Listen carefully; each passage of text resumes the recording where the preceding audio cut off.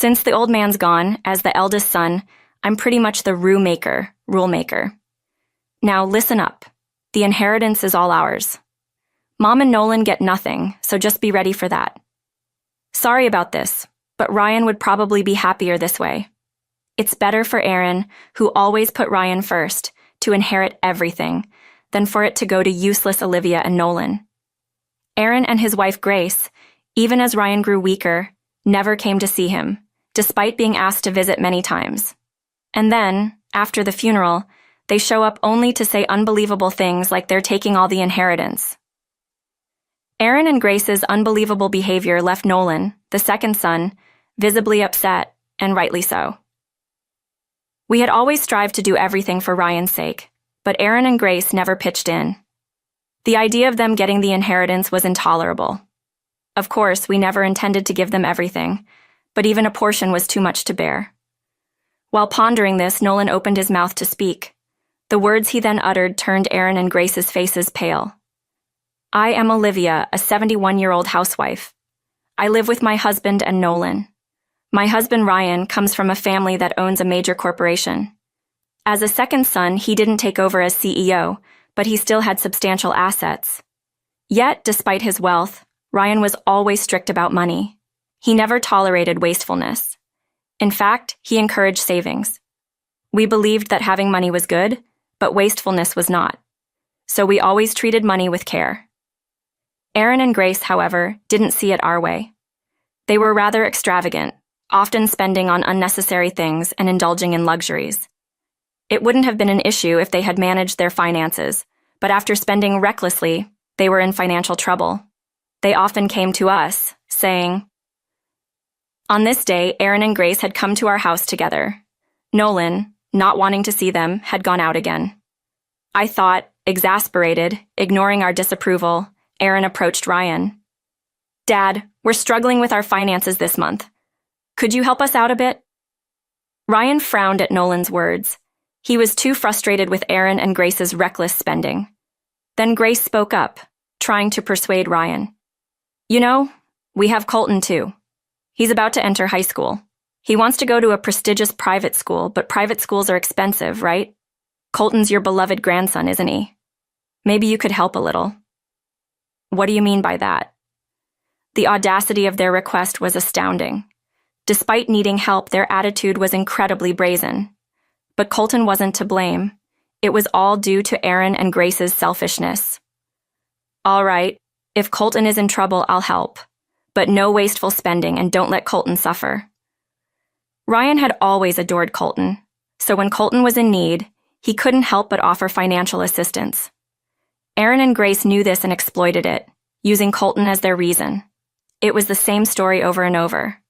Later, we agreed to give them the money per Ryan's instructions. I transferred a reasonable amount to Aaron and Grace's account. We knew something had to change in our lives, but nothing seemed to work out. Then, more misfortune struck. Ryan collapsed. Nolan, who was there, called an ambulance, and Ryan was taken to the hospital. He was diagnosed with cancer, quite advanced, and the treatment isn't guaranteed to be effective. We were devastated by this news, but resolved to support Ryan to the end. I went to the hospital every day. Nolan, despite working, spent his days off in Ryan's hospital room. But Ryan looked so lonely. Aaron and his family never visited him. Ryan grew increasingly worn out and unable to see Colton, whom he adored. Unable to bear seeing Ryan like this, I contacted Aaron and Grace. I'd like you to come visit me with Colton.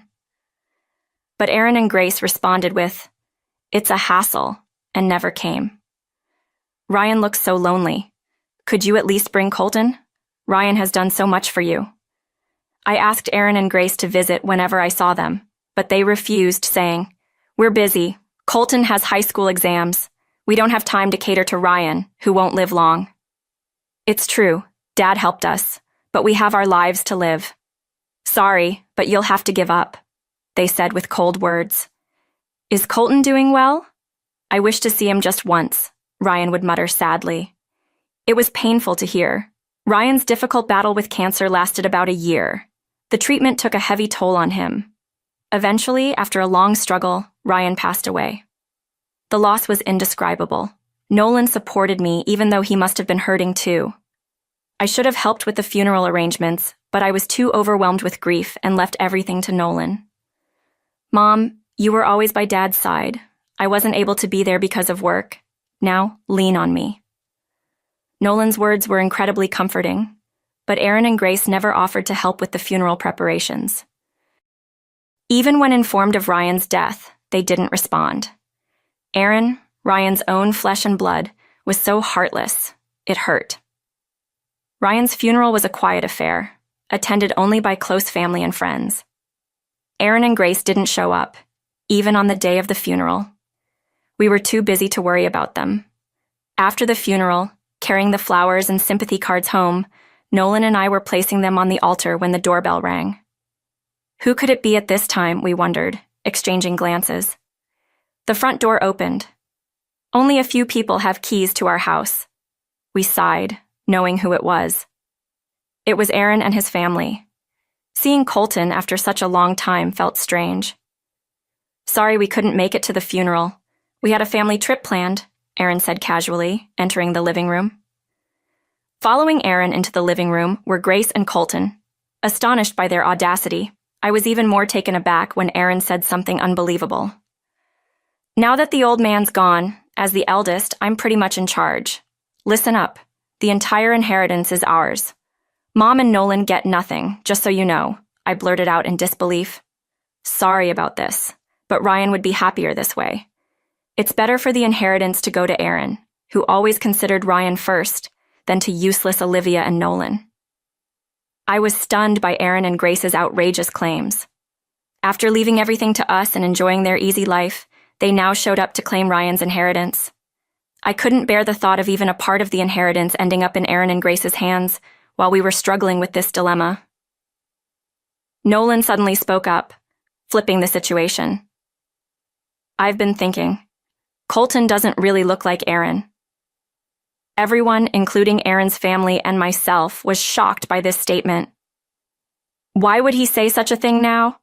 There's no time for this, Nolan. What are you saying?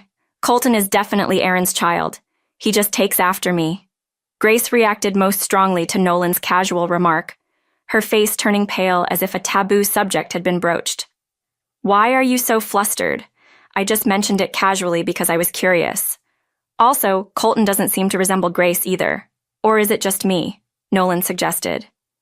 I took a closer look at Colton's face. Sure enough, he didn't seem to resemble Nolan or Grace, especially since Grace claimed he looks like me. That statement didn't seem quite right. Aaron, apparently thinking the same, turned pale and glared at Grace. Aaron, are you accusing me of cheating? Could Colton not be my son? Aaron said, grabbing Grace by the collar. Grace frantically denied it. No, that's not true. But her denial lacked credibility. The situation was escalating, and without intervention, it could spiral out of control. Eventually, Nolan stepped in. Calm down, it'll all be clear once we do the DNA test, we decided. Grace kept arguing until the end, saying there's no need for that and doubting our parental bond. Although he was complaining about this, Aaron seemed to have a strong will and decided to take a DNA test with Colton in the near future. For a few days, I had little contact with Aaron and Grace, mostly spending my time sorting through Ryan's belongings. Then one day, the doorbell rang again. Nolan, who was with me, wondered who could it be. As we heard the front door opening, Mom, are you here? Aaron asked as he entered the living room. It seemed he had come alone today. It was unusual for Aaron to visit our house by himself, so I made coffee and offered him a seat. As he sat down, Aaron, with a look of humiliation, placed a document on the table. The document Aaron placed on the table was the DNA test result.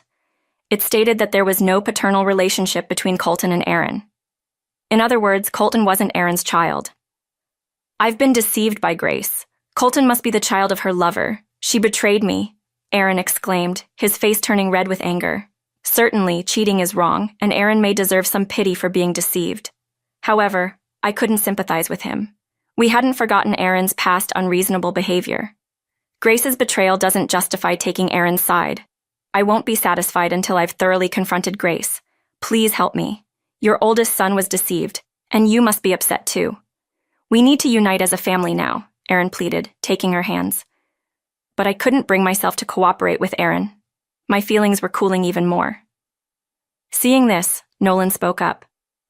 Sorry, but I can't support you, Aaron. You betrayed Dad too. We haven't forgotten that Aaron was one of those who abandoned Ryan. If he had supported Ryan, then maybe his loneliness would have been lessened. Thinking of this, I couldn't easily forgive Aaron. That was a different time. I was trying to spend time with my family, but they're not our family anymore. Aaron pleaded desperately for our help despite our reluctance. We agreed to call Grace. Since the decision to do the DNA test, Grace had been taking Colton out often, rarely coming home. Grace didn't show her face even when Aaron contacted her. So, I decided to contact her, using Ryan's inheritance as a pretext. I wouldn't normally do this, nor did I want to, but I did because I have a secret plan, Nolan said. Soon after, the doorbell rang. It seemed Grace and Colton had arrived. As I opened the door to let them in, Grace frowned at Aaron's jacket hanging next to the door. You didn't tell me Aaron was here? Did you deceive me, Olivia? Grace exclaimed, about to leave with Colton. If they left now, calling them under the guise of discussing the inheritance would be pointless. Just as I was wondering how to keep them, Nolan stepped forward. Wait, Grace. Calm down. If you leave now, things might get worse. It's better to talk here where we can control Aaron than alone. It's in your best interest. Certainly, if Grace and Aaron were to talk alone, the outcome could be unpredictable. Aaron might even become violent in his anger. In such cases, probably only Nolan could restrain him. Convinced by Nolan's reasoning, Grace and her family entered the house. As they passed through the living room door, Aaron glared at them. In response, Nolan, urging calmness, said, "Settle down." He then seated everyone and served coffee. Grace and her family looked visibly uncomfortable, but we managed to calm the situation. At that time, I didn't understand why Nolan had chosen such a complicated approach. Why did he need to gather us all here? Wouldn't talking to them individually have worked? But later, thanks to a trump card Nolan revealed, I understood why he had gathered us in that place. The room fell silent. Both Aaron and Grace seemed to be gauging each other's reactions. Unable to bear the tension, "I'm so sorry, Grace." Aaron suddenly apologized. "I never intended for this to happen.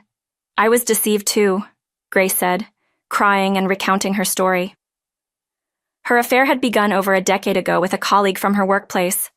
At the time, she had been in a relationship with him even before meeting Aaron. However, her lover was married with children. They still loved each other. Grace claimed they drifted apart, and that's when Grace met Aaron. Aaron fell for her at first sight and passionately confessed his feelings. Grace, whose feelings for her lover were fading, started dating Aaron and eventually married him. About a year later, Grace reconnected with her distant lover. She hadn't expected to meet him again as she had quit her job by then. Their rekindled romance led to Grace becoming enthralled once more. That's when she became pregnant with Colton. However, around the same time, her lover moved away with his family, effectively abandoning Grace. She knew it was wrong not to tell Aaron that Colton wasn't his child, but she didn't have the confidence to raise a child alone. So, Grace lied that Colton was Aaron's child and continued that lie. If he hadn't left, I would have been honest about the affair and that Colton wasn't Aaron's child. "It's all his fault," Grace continued, crying. Colton was silent, shocked by the revelation. "That doesn't excuse what you did. You betrayed me. You destroyed my happiness." Grace's excuses seemed incoherent. Even Aaron couldn't accept such explanations. Aaron and Grace started arguing and grabbing each other, escalating into a fight. But as if to admonish Aaron and Grace, Nolan claps his hands. "If you want to fight, go ahead, but I have something important to say too. I can't stop thinking about Dad's inheritance." At Nolan's words, Aaron and Grace immediately stopped their quarrel. Perhaps the mention of the inheritance they were so fixated on was enough to calm their anger. Seemingly agreeing to a truce, the two sit down. Seeing them seated, Nolan smiles with satisfaction and pulls out an envelope from his pocket. "This is Dad's will. He had it written by a trustworthy lawyer during his time in the hospital. It clearly states how the inheritance is to be divided. I was unaware of the existence of a will. Probably Ryan had directly asked Nolan to arrange for a lawyer. Nolan opens the envelope and begins to read the contents of the letter inside. What he reads is astonishing. The inheritance will be divided with half going to my wife Olivia and 1/4 each to my son Nolan and my grandson Colton. The atmosphere changes dramatically as Nolan reads this line, Aaron turning pale. That can't be right, he exclaims. He lunges at Nolan, snatching the will and reading it, his eyes widening to their limits. How can this be? Why is there nothing for me? I'm the eldest son. He had always assumed with certainty that he would receive a larger share of the inheritance. Yet hearing that he wasn't allocated even a small part, Aaron couldn't possibly accept it. However, Aaron, disheartened that the content didn't change no matter how many times he read it, slumped to the ground. Taking the will from Aaron, I reread it to confirm, and it seemed there was no mistake in what Nolan had read. Naturally, Aaron, you and your wife had received substantial support from Dad, right? Dad was well aware that all the money was being used for your frivolities. That's why he decided not to leave anything for you. Nolan spoke calmly. Ryan's secret trump card had indeed managed to plunge Aaron into despair. By the way, I've already informed your parents as per Dad's instructions. The portion of the inheritance going to Colton will be temporarily held by your parents, so it's better not to think you can misuse Colton's inheritance. How could this be? It seemed that Nolan and Ryan had carefully acted to prevent selfish wastage. As before in that case, surely the portion allocated to Colton would be used for his future. Ryan had been concerned about Colton until the end. Ryan's inheritance would surely nourish Colton. The two issues that surrounded us, Grace's infidelity and Ryan's inheritance, were finally resolved. We no longer needed to devote time to Aaron and Grace. After the discussion, Aaron's family returned home, looking dejected. What happens next is for them to discuss among themselves. I believed it would turn out well for us. As expected, Aaron and Grace ended up divorcing. We, who had heard Grace's confession that day, became undeniable witnesses, and Aaron demanded substantial compensation from Grace. Further disputes arose over the custody of Colton. Both wanted the custody solely for themselves, knowing that Colton would eventually secure the inheritance. Myself, Nolan, and Grace's parents intervened in the negotiations. Eventually, it was decided that Colton would stay with Grace's parents until he came of age. Once the divorce was finalized, Aaron started visiting our house frequently, saying, "Let's live together." Feeling unable to accept him as family after all this, we moved out, almost fleeing from Aaron. We changed our contact details, so it is unlikely that Aaron will be able to reach us. Grace, for her part, seems to be having a tough time. From what I've heard, her parents are furious over the incident. They paid the compensation, but until she repays it in full, she's not even allowed to see Colton. Meanwhile, we are living a happy life, following Ryan's philosophy. We carefully save the inheritance we received and make sure not to squander it, even though we have money. Since then, Nolan has been working diligently and was recognized for his abilities. John from B asked him, "Why don't you come to work for our company?" So he changed jobs. Now he seems to be an executive at the company where John is the CEO. I still consider Colton my grandson despite everything that happened, so I asked Grace's parents if I could visit him.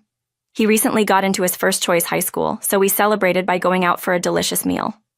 The incident with Aaron and Grace remains a deep emotional scar, but it also taught us the importance of relationships. I will use this lesson to live my life going forward,